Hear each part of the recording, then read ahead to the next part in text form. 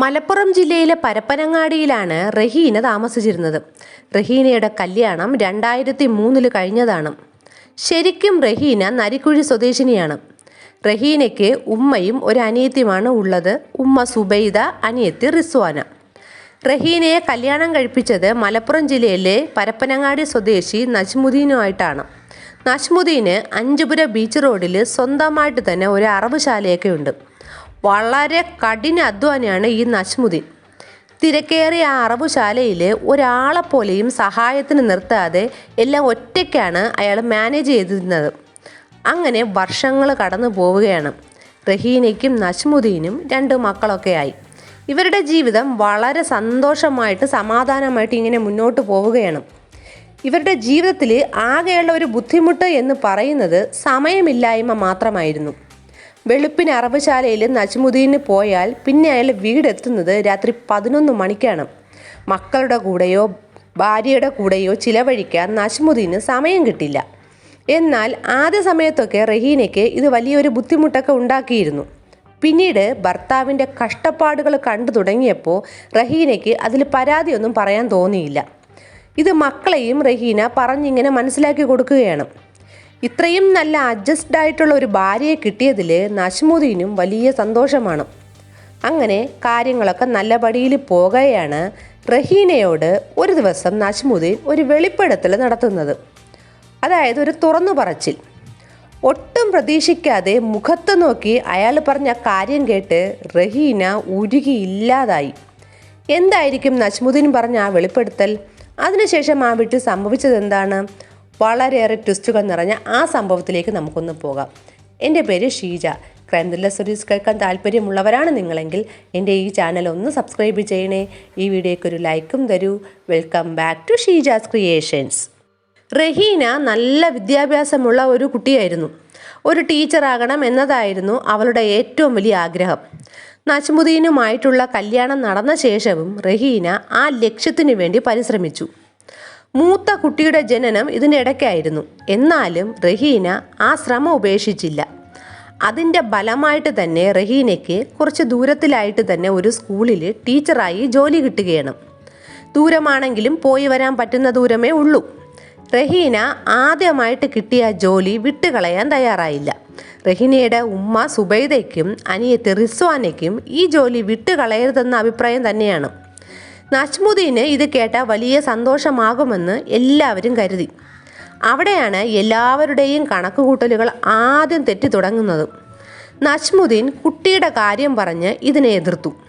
അയാൾ ആദ്യം ഇത്തിരി പരുക്കം ഭാഷയിൽ തന്നെ എതിർക്കുകയാണ്. പിന്നീട് അയാൾ വളരെ സ്നേഹത്തോടെ റഹീനയെ കാര്യങ്ങൾ പറഞ്ഞ് മനസ്സിലാക്കി. നജ്മുദ്ദീൻ്റെ ഇതുവരെ കാണാത്ത ആ ദേഷ്യ ഭാവം കണ്ട റഹീനയ്ക്കും വീട്ടുകാർക്കും അമ്പരപ്പാണ് തോന്നിയത്.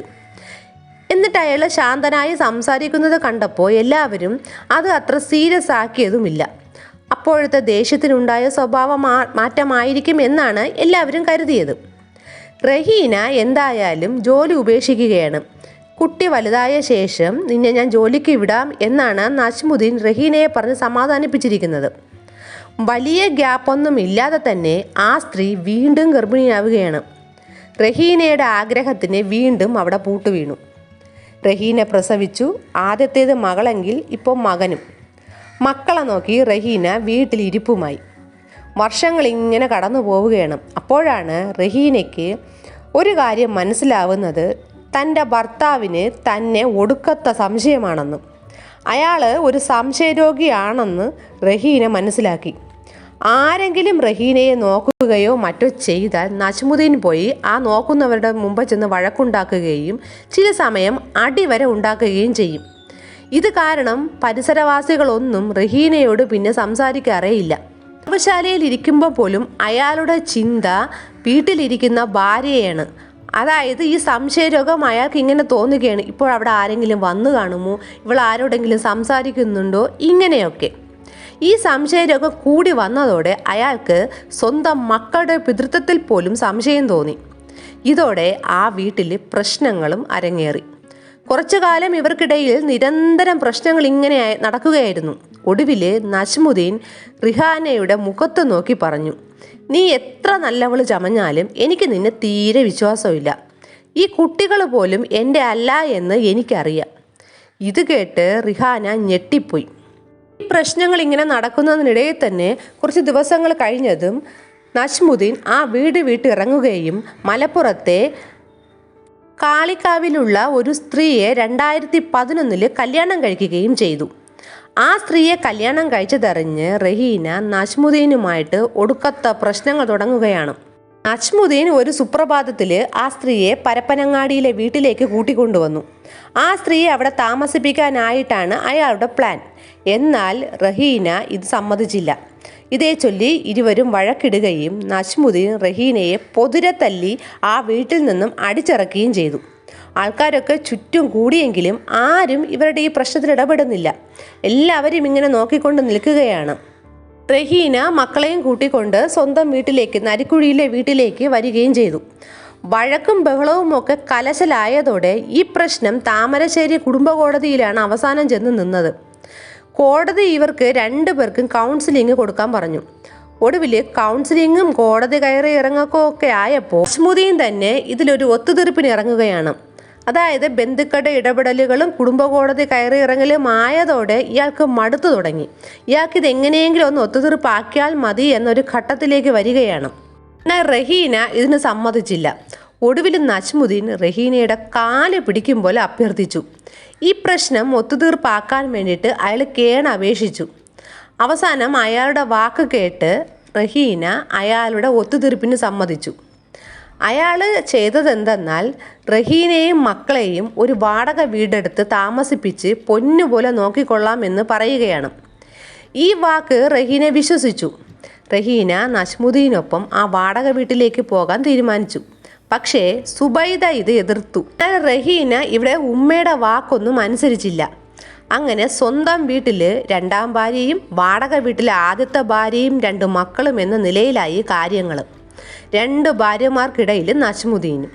ഇയാൾ 2 ഭാര്യമാരെയും മാറി മാറി വീടുകളിൽ പോയി നോക്കുകയും അവരുടെ കാര്യങ്ങളൊക്കെ അന്വേഷിക്കുകയും ഒക്കെ ചെയ്തിങ്ങനെ പോവുകയാണ്. ഇതിൻ്റെ ഇടയ്ക്ക് കോടതിയുടെ ഇടപെടലും ബന്ധുക്കളുടെയും സമുദായത്തിൻ്റെയും ഒക്കെ ഇടപെടലുകളും ചർച്ചകളും കണക്കിലെടുത്താണ് ഈ നജ്മുദ്ദീൻ ഈ ഒത്തുതീർപ്പിന് നിന്നതെന്ന് പിന്നീടാണ് റഹീന മനസ്സിലാക്കുന്നത്. അയാൾക്കറിയാം താഴ്ന്നു കൊടുത്തില്ലെങ്കിൽ സ്ഥിതി വഷളാകുമെന്ന്. എന്നിരുന്നാൽ കൂടിയും അയാളുടെ ആ ഒരു മനസ്സിൽ റഹീനയോട് സംശയം തന്നെയായിരുന്നു. അയാൾക്ക് പൂർണ്ണ വിശ്വാസവും സ്നേഹവും എപ്പോഴും 2ാം ഭാര്യയോട് മാത്രമാണ്. കുറച്ച് മാസങ്ങൾ വലിയ കുഴപ്പമൊന്നുമില്ലാതെ ഇവർ പോയെങ്കിലും വീണ്ടും നജ്മുദ്ദീനും റഹീനയ്ക്കും ഇടയിൽ പ്രശ്നങ്ങളും വഴക്കുകളും ഉണ്ടായി തുടങ്ങി. ഭാര്യയിൽ സംശയം വെച്ച് ഇയാൾ ഇടയ്ക്കിടയ്ക്ക് വാടക വീട്ടിലെത്തി ലഹളയുണ്ടാക്കുക പതിവായിരുന്നു. ഇവരുടെ ഈ വഴക്കും പ്രശ്നങ്ങളും ഗുരുതരമാകാൻ തുടങ്ങിയതോടെ സുബൈദ അവിടെ എത്തി മകളെയും 2 കൊച്ചുമക്കളെയും സ്വന്തം വീട്ടിലേക്ക് കൂട്ടിക്കൊണ്ടു പോകാൻ തുനിഞ്ഞു. എന്നാൽ ഇതറിഞ്ഞ നജ്മുദ്ദീൻ ആ പ്രശ്നം പെട്ടെന്ന് സോൾവ് ചെയ്ത് അമ്മായിയമ്മയെ മടക്കി അയക്കുകയാണ്. ഭാര്യയും മക്കളെയും വിട്ടുകൊടുത്തില്ല. നജ്മുദ്ദീൻ റഹീന അവളുടെ വീട്ടിൽ പോകുന്നത് ഒന്നാമത് അയാൾക്ക് ഇഷ്ടമല്ല. കാരണം പരപുരുഷന്മാരുടെ കൂടെ ഇവൾ ഉല്ലസിച്ച് ജീവിക്കുകയും മറ്റും ചെയ്യും എന്നാണ് നജ്മുദ്ദീൻ ശരിക്കും പറഞ്ഞാൽ ഈ ഒരു സംഭവത്തിൽ പോലീസിനോട് തന്നെ മൊഴി കൊടുത്തിരുന്നത്. അതുകൊണ്ടാണ് ഭാര്യയെ വീട്ടിൽ ഇയാളെ വിടാതെ പിടിച്ചു വച്ചിരുന്നത്. അത്രയ്ക്കും സംശയം അസ്ഥിക്ക് പിടിച്ച നിലയിലായിരുന്നു നജ്മുദ്ദീൻ. ഇയാളുടെ മനസ്സിലിരിപ്പ് ഇതാണെന്ന് ആർക്കും മനസ്സിലായതുമില്ല. അപ്പോഴും റഹീന കരുതുന്നത് താൻ പിണങ്ങി പിരിഞ്ഞ് പോകുന്നത് സഹിക്കാൻ കഴിയാത്തത് കൊണ്ടാണ് ഭർത്താവ് ഈ പ്രശ്നങ്ങളെല്ലാം അവസാനം കോംപ്രമൈസ് ചെയ്യുന്നതെന്നായിരുന്നു. വീണ്ടും ഇവരുടെ ജീവിതം ഇങ്ങനെ പോകവേ നജ്മുദ്ദീന് ഒരു സംശയം. താൻ ഇല്ലാത്ത സമയത്ത് രാത്രികാലങ്ങളിൽ ഭാര്യയുടെ ജാരന്മാർ വരവും പോക്കും ഈ വാടക വീട്ടിലും വയ്ക്കുന്നുണ്ടോ എന്ന്. അയാളിലുള്ളിലെ മൃഗം വീണ്ടും ഉണർന്നു. ഒരു ദിവസം സന്ധ്യയോടെ നജ്മുദ്ദീൻ ആ വാടക വീട്ടിലെത്തി. അയാൾ വന്ന പാടെ ആ വീട് മുഴുവൻ ഇങ്ങനെ പരതാൻ തുടങ്ങി. ഭാര്യയുടെ അവിഹിതം പിടിക്കാൻ എന്തേലും തുമ്പോ തുരുമ്പോ എവിടെയെങ്കിലും തെളിവായിട്ടുണ്ടോ എന്നാണ് ഇയാൾ പരിശോധിക്കുന്നത്. ഇത് മനസ്സിലാക്കിയ റഹീന ഇത് ചോദ്യം ചെയ്തു. ഇതോടെ ഇവർ തമ്മിൽ വീണ്ടും വഴക്കായി. വഴക്കിനെ തുടർന്ന് അയാൾ റഹീനയെ അടിച്ച് അവശയാക്കുകയാണ്. ഈ വിവരം അറിഞ്ഞ സുബൈദ അവിടെ പാഞ്ഞെത്തി. റഹീനയെ കൂട്ടിക്കൊണ്ടു പോകാനാണ് സുബൈദ എത്തിയതെന്ന് നജ്മുദ്ദീന് മനസ്സിലായി. നജ്മുദ്ദീൻ ഇതിനെ തടയുകയാണ്. പക്ഷേ ഇത്തവണ റഹീനയും ഞാൻ പോകുമെന്ന നിലപാടിൽ തന്നെ ഉറച്ചു നിന്നു. അങ്ങനെ റഹീന മക്കളുമായി സ്വന്തം വീട്ടിലേക്ക് പോയി. ഇത് നജ്മുദ്ദീന് ആകെ അസ്വസ്ഥതയുണ്ടാക്കുകയാണ്. ഇവൾ അവിടെ പോയി മറ്റു പുരുഷന്മാരുമായി അഴിഞ്ഞാടി ജീവിക്കും, ഉല്ലസിക്കും, സന്തോഷിക്കും എന്നൊക്കെ ഈ സംശയരോഗി ഇങ്ങനെ ചിന്തിക്കുകയാണ്. അയാൾക്ക് അതങ്ങോട്ട് അനുവദിച്ച് കൊടുക്കാനും പറ്റുന്നില്ല. ആ തോന്നൽ അയാളെ കൊണ്ടെത്തിച്ചത് ഒരു കൊലപാതകത്തിലേക്കാണ്. റഹീന ഇല്ലാതായാലേ തൻ്റെ മനസ്സിലെ ഈ അസ്വസ്ഥതകൾക്ക് അവസാനമുണ്ടാവൂ എന്ന് അവൻ ചിന്തിച്ചു. അതിനുള്ള പ്ലാനുകളാണ് അവൻ പിന്നീട് ആലോചിച്ച് കൂട്ടിയത്. ഈ നജ്മുദ്ദീന് ബീച്ച് റോഡിലെ അറവുശാല കൂടാതെ പൈനിങ്ങ ജംഗ്ഷനിൽ ഒരു ഇറച്ചിക്കടയും ഉണ്ട്. അറവുശാലയിൽ വെട്ടുന്ന ഇറച്ചി കൊണ്ടുവന്ന് ഇവിടെയാണ് വിൽക്കുന്നത്, ഈ പൈനിങ്ങിലെ കടയിൽ. അവിടെയും നല്ല കച്ചവടമാണ്. 2017 ഒരു നോമ്പ് കാലമാണപ്പോൾ. സുബൈദ റഹീനയെ വീട്ടിലേക്ക് കൂട്ടിക്കൊണ്ടു പോയിട്ട് കുറച്ച് ദിവസങ്ങളെ ആയിട്ടുള്ളൂ. ഒരു ദിവസം റഹീനയ്ക്ക് നജ്മുദ്ദീൻ്റെ ഒരു ഫോൺ കോൾ വരികയാണ് രാത്രി. റഹീനയോട് അയാൾ പറഞ്ഞത് ഇങ്ങനെയാണ്: ഞാൻ നിന്നെ വിളിച്ചത് ഒരു സഹായം ചോദിക്കാനാണ്. നോമ്പ് സമയമായതുകൊണ്ട് കടയിൽ നല്ല തിരക്കാണ്. അറവ് കടയിൽ തൽക്കാലത്തേക്ക് സഹായത്തിന് ഞാൻ 2 പേരെ നിർത്തിയതാണ്. എന്നെക്കൊണ്ട് ഇതൊന്നും ഒറ്റയ്ക്ക് പറ്റാത്തത് കൊണ്ടാണ് ഞാൻ കൂലിക്ക് ആളെ നിർത്തിയത്. പക്ഷേ നാളെ രാവിലെ ഇറച്ചിക്കടയിൽ എത്തിക്കാനുള്ള ഇറച്ചി കൂടുതലുള്ളതുകൊണ്ട് വെളുപ്പിന് എത്തണമെന്ന് ഞാൻ അവന്മാരെ ഫോണിൽ വിളിച്ച് പറയാൻ ശ്രമിച്ചെങ്കിലും അവന്മാർ 2 പേരും ഫോൺ എടുക്കുന്നില്ല. നാളെ വെളുപ്പിന് വെട്ടിയാലേ ആവശ്യക്കാർക്ക് കടയിൽ ഇറച്ചി എത്തിക്കാൻ പറ്റത്തുള്ളൂ. അതുകൊണ്ട് നീ ഈ പിണക്കമൊക്കെ ഒന്ന് മറന്ന് എന്നെ സഹായിക്കണം. രാവിലെ എത്തണം.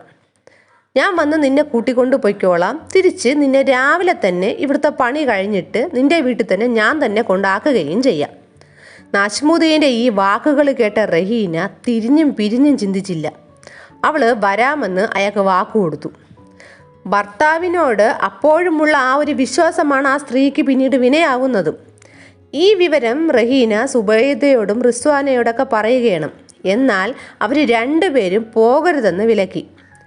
സുബൈദ ഇതെല്ലാം അവൻ്റെ അടവാണ് എന്ന് വരെ മകളോട് പറഞ്ഞ് മനസ്സിലാക്കാൻ ശ്രമിച്ചെങ്കിലും അവൾക്ക് അതൊന്നും തലയിൽ കയറിയില്ല.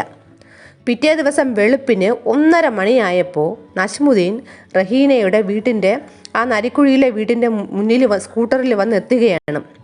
അയാൾ മുറ്റത്തു കൂടി നടന്ന് വീടിൻ്റെ സൈഡിലെത്തി. റഹീനയുടെ മുറിയുടെ അടുത്തെത്തി. ജനാല ഇങ്ങനെ തുറന്നിട്ടിരിക്കുകയാണ്. അയാൾ റഹീനയെ ദൂരോട്ട് മാറി നിന്നിട്ട് ഫോൺ വിളിക്കുകയാണ്. ഞാനിവിടെ എത്തി, ഇറങ്ങി വരാൻ. നോമ്പ് തുറക്കാൻ സമയമായതിനാൽ ഭക്ഷണം കഴിച്ചിട്ട് പോകാമെന്നായി റഹീന. എന്നാൽ അയാൾ ആദ്യം അതൊക്കെ സമ്മതിച്ചു. ജനാലയ്ക്ക് അകത്തുകൂടി അയാളിങ്ങോട്ട് നോക്കിയപ്പോഴാണ് സുബൈദയും റിസ്വാനയും ഒക്കെ പോകരുതെന്നും ഇതിലെന്തോ പന്തികേട് ഉണ്ടെന്നും റഹീനയെ പറഞ്ഞ് വിലക്കുന്നത് നജ്മുദ്ദീൻ കേൾക്കുന്നത്. ഇതോടെ അകത്ത് കയറിയാൽ അത്ര പന്തിയല്ല എന്ന് മനസ്സിലായ അയാൾ തിരിച്ച് ഫോൺ ചെയ്ത് ഭക്ഷണം കഴിക്കാൻ സമയമില്ല, നമുക്ക് അവിടെ പോയിട്ട് അറവുശാലയിൽ പോയി ഇരുന്ന് ഒരുമിച്ച് കഴിക്കാമെന്നൊക്കെ പറഞ്ഞിട്ട് റഹീനയോട് പെട്ടെന്ന് ഇറങ്ങി വരാൻ പറഞ്ഞു. റഹീന അതും അങ്ങനെ വിശ്വസിച്ച് പെറ്റമ്മയുടെ വാക്കം ധിക്കരിച്ച് ഭർത്താവിനൊപ്പം സ്കൂട്ടറിൽ കയറി യാത്രയായി. അറവുശാലയിൽ എത്തിയ റഹീന ജോലി ഇങ്ങനെ ആരംഭിക്കാൻ തുടങ്ങിയതും നജ്മുദ്ദീൻ ആ സ്ത്രീയുടെ മുടിക്ക് ഒന്നും ചോദിക്കുകയും പറയുകയും ചെയ്യാതെ ആ സ്ത്രീയുടെ മുടിക്ക് കയറി ഒരൊറ്റ പിടുത്തമാണ്. ആ മുടിക്കുത്തിന് പിടിച്ച് നേരെ അയാൾ ആ റഹീനയെ ഇറച്ചി വെട്ടുന്ന തടിക്ക് മുകളിൽ തല വച്ച രീതിയിൽ കൊണ്ടുവച്ചു. ഒന്ന് എതിർക്കാനോ നിലവിളിക്കാനോ പോലും ആ സ്ത്രീക്ക് സമയം അയാൾ കൊടുക്കാതെ ഇറച്ചി വെട്ടുന്ന ആ കത്തി കൊണ്ട് തലയിലൊരൊറ്റ വെട്ടാണ്. തല പകുതി അറുത്തു മാറ്റിയ നിലയിലായി. ശേഷം നേരത്തെ കശാപ്പ് ചെയ്തിട്ടിരുന്ന മൃഗങ്ങളുടെ ഇറച്ചിക്ക് അടുത്തായിട്ട് തന്നെ ഈ ഭാര്യയുടെ ശരീരവും അയാളെടുത്തിട്ടു. എന്നിട്ട് നജ്മുദ്ദീൻ നേരെ പോയത് തൃശ്ശൂരിലേക്കാണ്. അവിടെ നിന്ന് പിന്നീട് കോയമ്പത്തൂരിലേക്കും. 2-3 ദിവസം പല സ്ഥലങ്ങളിലായിട്ട് അലഞ്ഞു നടന്നപ്പോഴാണ് പോലീസ് തനിക്കായി ഊർജിതമായി തിരച്ചിൽ നടത്തുന്നുവെന്ന് അയാൾ അറിയുന്നത്. ഇതേ സമയം അവിടെ വീട്ടിലാണെങ്കിൽ സുബൈദ മകളെ എത്താമെന്ന് പറഞ്ഞ സമയമായിട്ടും എത്താത്തതിനെ തുടർന്ന് ആ അറവുശാലയിലേക്ക് പോയപ്പോഴാണ് ഈ ക്രൂരകൃത്യം ചെയ്തിട്ടിരിക്കുന്നത് കാണുന്നത്. എന്തായാലും തന്നെ പോലീസ് എവിടെ പോയാലും തിരഞ്ഞു പിടിക്കും, രക്ഷയില്ല എന്ന് ഉറപ്പായ അയാൾ പോലീസിൽ നേരെ എത്തി കീഴടങ്ങുകയാണ്. മലപ്പുറം അഡീഷണൽ സെഷൻസ് കോടതിയിൽ ഈ കേസ് നടന്നു വരികയാണ്. ആദ്യം ഇതിന് ദൃക്സാക്ഷി ഇല്ല എന്ന ഒരു ആക്ഷേപം വരുന്നത്. അതായത് നജ്മുദ്ദീനാണ് റഹീനയെ കൊന്നതെന്ന് അവിടെ ആരും ദൃക്സാക്ഷിയായിട്ട് ഇല്ല എന്നാണ് കോടതി ആദ്യം ഇതിനെ പറഞ്ഞത്. എന്നാൽ അന്വേഷണ ഉദ്യോഗസ്ഥർ വളരെ ബ്രില്യൻ്റായിട്ട് രണ്ടാമത് പ്രതിക്കെതിരായ എല്ലാ തെളിവുകളും ശേഖരിച്ചു. അയാൾ റഹീനയെ വണ്ടിയിൽ കൊണ്ടുപോയ CCTV ദൃശ്യങ്ങളും അതുപോലെ തന്നെ ആ കത്തിയിലെ ബ്ലഡ് സാമ്പിൾസും മറ്റുമൊക്കെ വേർതിരിച്ച് മൃഗങ്ങളുടെ ബ്ലഡിൽ നിന്നും റഹീനയുടെ ബ്ലഡ് വേർതിരിച്ച സാമ്പിൾ പരിശോധന വരെ കോടതിയിൽ പോലീസ് ഹാജരാക്കുകയാണ്. ശക്തമായ തെളിവുകളുടെ അടിസ്ഥാനത്തിൽ Malappuram additional sessions judge AV തെൽസ 2025 വധശിക്ഷ വിധിക്കുകയാണ്. കൂടാതെ അപൂർവങ്ങളിൽ അപൂർവമായ കേസാണെന്നും മനുഷ്യനായി പരിഗണിക്കാൻ പോലും പറ്റാത്ത ആളാണ് പ്രതിയെന്നും കോടതി പറഞ്ഞു. ഈയൊരു വിധി വരുംകാലത്തിൽ ഇനി ജീവപര്യന്തമാകുമോ എന്ന് കണ്ടു തന്നെ അറിയണം. ഈ ഒരു ക്രൂര സംഭവത്തിനെ പറ്റിയുള്ള നിങ്ങളുടെ അഭിപ്രായം എന്തെന്ന് കമൻറ്റ് ചെയ്യൂ. പുതിയൊരു ക്രൈം ത്രില്ലർ സ്റ്റോറിയുമായി വീണ്ടും വരാം. Thanks for watching.